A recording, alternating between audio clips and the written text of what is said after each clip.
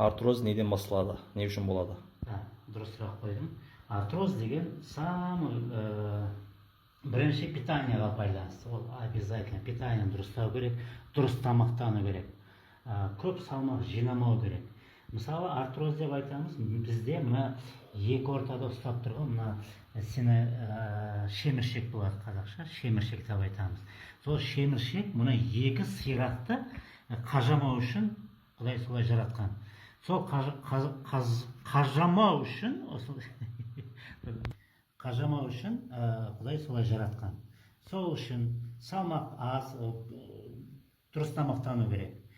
И мына жерде бізде чашка деп айтамыз. Сол чашканы оңға, солға, жоғары биік қозғау керек, чтобы қан айналып, қан жүрісін жақсартуымыз керек.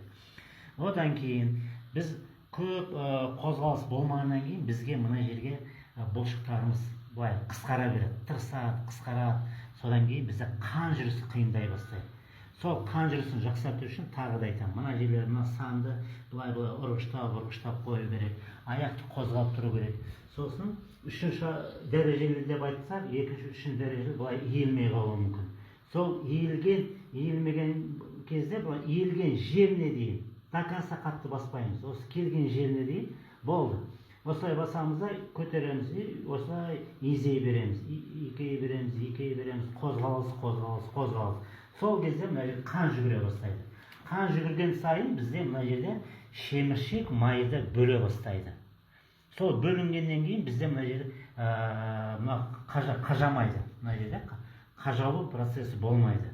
Ал жаңағындай укол саламыз дейміз, тағы бірдеңені келгенін, оның бәрі уақытша. Көп болса 1 жыл, 1,5 жыл.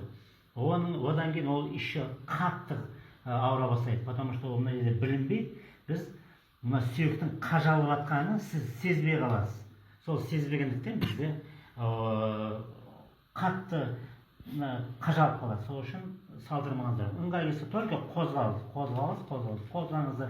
Мынаны бұлай тартып қозғап қойыңыздар. Үйдегі балаларыңызға, жолдастарыңызға бұлай тартып қан жүрісін жақсартуымыз керек. Вот сол кезде біз өзімізді емдей аламыз.